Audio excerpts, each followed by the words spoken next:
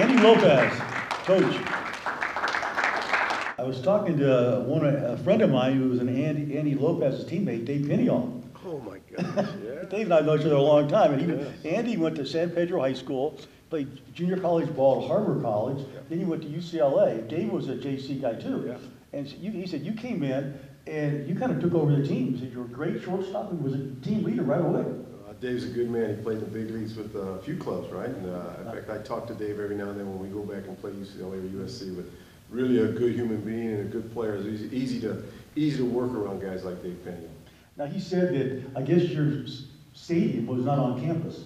Off campus. Off campus. It was it's called Sawtell, which is now Jackie Robinson Stadium at the UCLA campus. But it's across the freeway, so it was a little bit of a challenge at times. But we had to play SC, and Coach Dado was winning national championships like most people just have, breakfast in the morning. But it was a challenge. It was a good challenge. So you played with Art Wrinkle. Was he the coach then? And then Gary Adams took over? Yes, Art Wrinkle was my first year, and Coach Adams my second year, and I was able to play for Coach for a couple of years. And it was kind of a neat thing for me because I started as a high school baseball coach.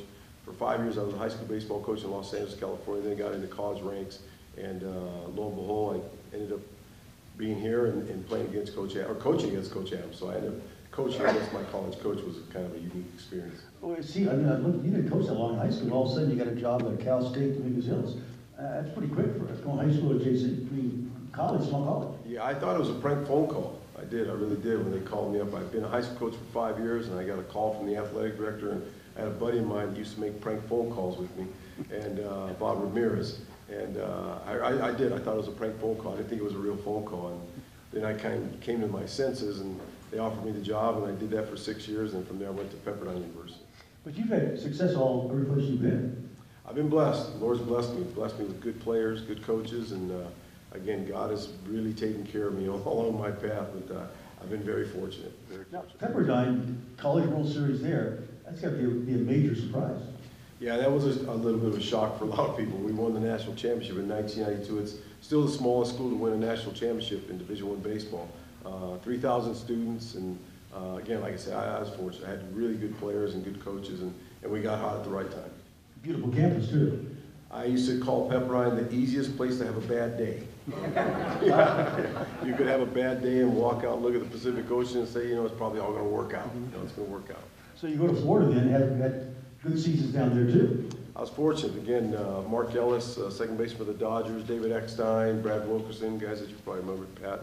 I had about 8 or 9 big leaguers in my 7 years down there. And, went to College World Series in '96 and went there in '98 as the #1 team in the nation. Did not play well.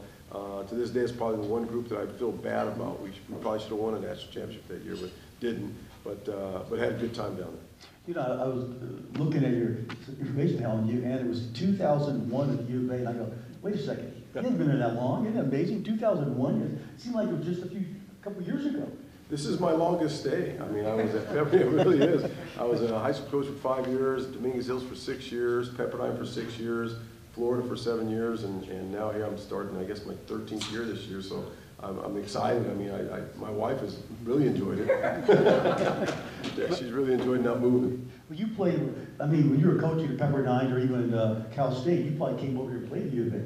So you ever think about, I might be coaching here? I've said it numerous occasions when I've been asked to speak in the town or within the community. I was an opponent to Coach Kindle and Coach Wing from 1982 to 1992. In fact, 1992 we came to the regional here, won the regional, and went to Omaha and won the national championship.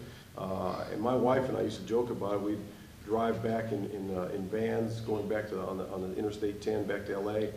My kids weren't born yet, my wife and I really did, and I said to those of you that know Coach Wing and Coach Kindle, I used to leave here constantly every year for 10 years and say, boy, that would be a great place, and what a great legacy Coach Kindle and Coach Wing, and Coach Sansett, obviously. I didn't get an opportunity to meet Coach Sansett, but I coached against Coach Kindle and Coach Wing, and just class act, good programs, quality people, and my wife used to come here. I'd come here for 3 games on a weekend series and try to figure out how to win a baseball game. My wife would get in a rent-a-car and drive all over. So when we were offered the job, quite honestly, in 2001, my wife knew exactly where she wanted to live.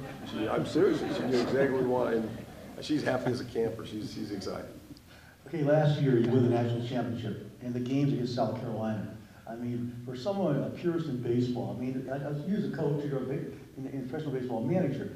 It's not the home runs, it's not the strikeouts, it's execution, the bunt, and the fielding. I mean, that was amazing, the good contrast between you and the other team. Yeah, you know, and I'd spent 7 years in the Southeastern Conference. You know, I was at the University of Florida, and so I kind of understood what the Southeastern Conference is: small ballparks, big, strong, physical players. The three-run home run is a big part of the offense. But I grew up in Los Angeles, played in the Pac, well, six-pack back then when I was at UCLA. But then obviously coaching here for the last 10 or 11 years. So I kind of understood what you had to do when you got back there and what the opponent was. And UCLA did it again this year. I mean, it's a different ball game in the Southeastern Conference than it is on the West Coast. And I think out here we really do adhere more to what people might call the small game: bunting, sacrifice bunting, hit and running, things of that nature. In the Southeastern Conference, it's a little yard and a lot of three-run home runs, not so much in Ameritrade. Well, it's not easy to do. I mean, execution and the bunt and the fielding, somebody trying to lay down a bunt. I mean, there's so many things going on, and you practice it, but it doesn't really show until all of a sudden it's like, oh man, that was a great thing, huh? It's not easy to do because a lot of guys watch Sports Center. Yeah. You know, they don't show sacrifice bunting in Sports Center. They show home runs. Yeah. So when you show up in the fall and you say, we're going to work on sacrifice bunting, they look at you like you've lost your mind. You know, are we going to hit home runs here? So it's a challenge, but it's always good. It's a good place to work, a great place to work, and you get good people at the University of Arizona. Well, usually when you put the bunt sign on, they kind of look at you like, what sign is that, huh? They're kind of shocked, huh? We have, in our offense, if you point to your eye, that means I've missed the sign. Can you give me the sign again, coach? And you'd be amazed how many times guys point to their eyes when you give them the bunt sign, you know? And you're right. I mean, it is. Have a tendency. And you don't think it's being a pitcher. You know, everybody expects you to bunt. And it's not easy to bunt. The hitters bunt every day. It's like, you don't bunt. Get the bunt down there. You hit every day. You can't bunt either, you know? I have to admit, Pat, I do watch some of you guys in the big leagues. I go, hey, these guys are pitchers. They ought to bunt with their eyes closed. No, it's a difficult skill, it obviously is. Yeah. I don't know. Congratulations. Thanks, Pat. Appreciate it. John Miller, coach. Here's John. Why did you come to the University of Arizona?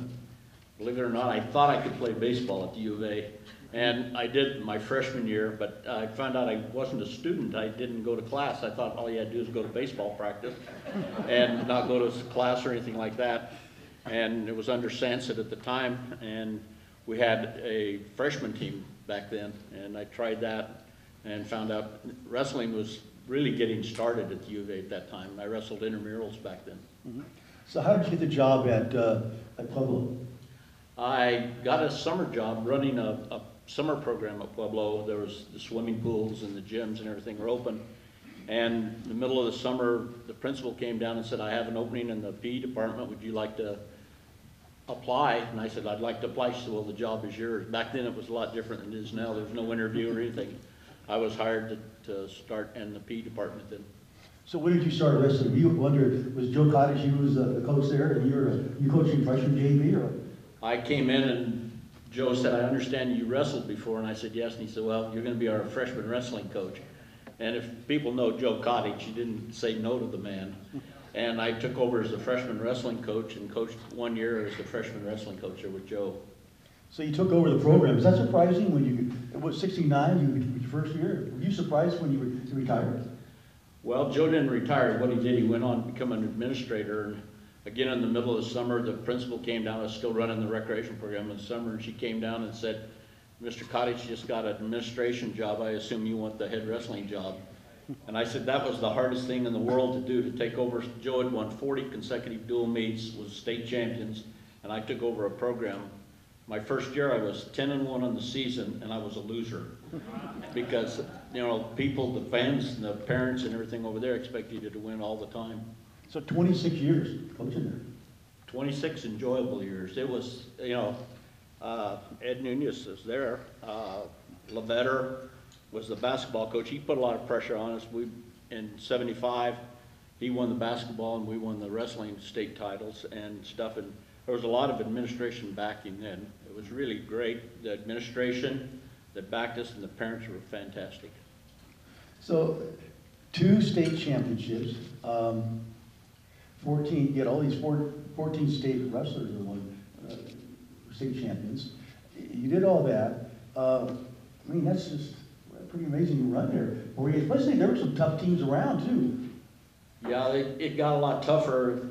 Tom Pearson's here, and he knows back then in our division at one point in time we had 16 teams in our division.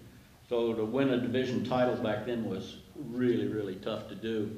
But we had great kids. I mean, the kids that we had families. I had 3 and 4 generations wrestling for me. It was really a great thing.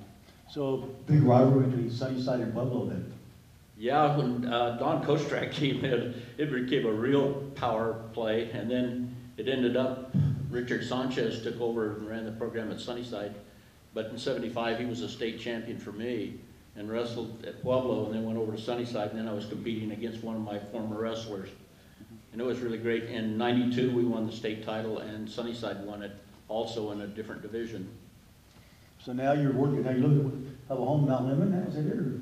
Yeah, we built up on Mount Lemmon in 1976, went through the fire and rebuilt our home up there. And right now we spend 90% of our time up on Mount Lemmon. So you had a job in the off season, I mean the summer as a firefighter? No, I volunteer with the Mount Lemmon Fire Department. I'm not fighting fires, but Mount Lemmon Fire only has 2 firefighters on duty. And so we have a lot of accidents up there and a lot of injuries and stuff, so they call the volunteers out a lot. And you're also, I need to mention, the Arizona Wrestling Coaches Hall of Fame.